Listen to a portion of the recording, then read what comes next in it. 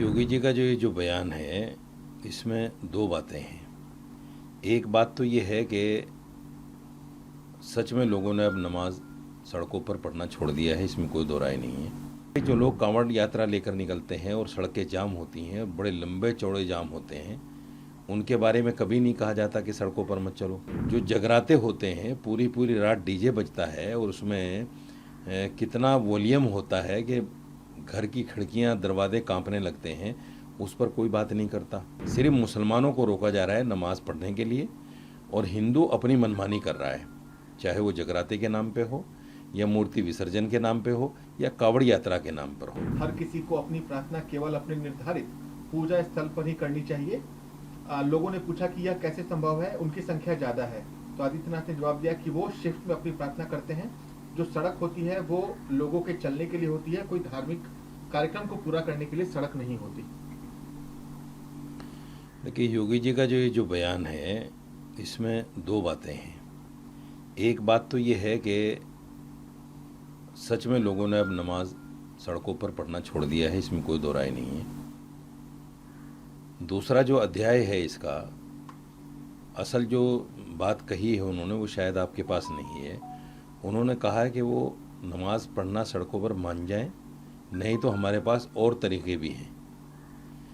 इसलिए इस पर मैं कहना चाहता हूं कि देखिए, जो स्टेट का मुखिया होता है या मुल्क का मुखिया होता है, वो एक संविधान की शपथ लेता है। वो कहता है कि मैं धर्मनिरपेक्ष रहूँगा और सबको साथ लेकर चलूँगा, किसी के साथ पक्षपात नहीं करूँगा। सवाल ये है कि भाई, जो लोग कांवड़ यात्रा लेकर निकलते हैं और सड़कें जाम होती हैं, बड़े लंबे चौड़े जाम होते हैं, उनके बारे में कभी नहीं कहा जाता कि सड़कों पर मत चलो।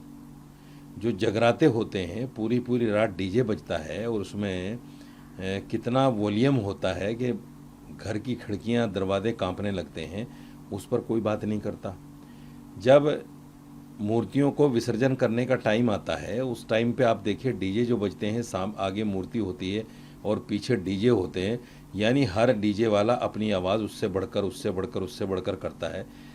पास में उससे निकलना मुश्किल हो जाता है, कान फटने लगते हैं, उस पर कोई बात नहीं करता। इससे ये अंदाज़ा होता है कि ये पक्षपात हो रहा है। सिर्फ मुसलमानों को रोका जा रहा है नमाज़ पढ़ने के लिए, और हिंदू अपनी मनमानी कर रहा है, चाहे वो जगराते के नाम पे हो या मूर्ति विसर्जन के नाम पे हो या कावड़ यात्रा के नाम पर हो। इसलिए मैं कहना चाहता हूँ योगी जी से, योगी जी, आप मुखिया हैं, आपकी ज़बान बड़ी शालीन होनी चाहिए, बड़ी शांति से आपको बात कहनी चाहिए, और ऐसी कोई बात आपकी ना हो जो पता चले कि एक समुदाय को डराने की बात हो रही है।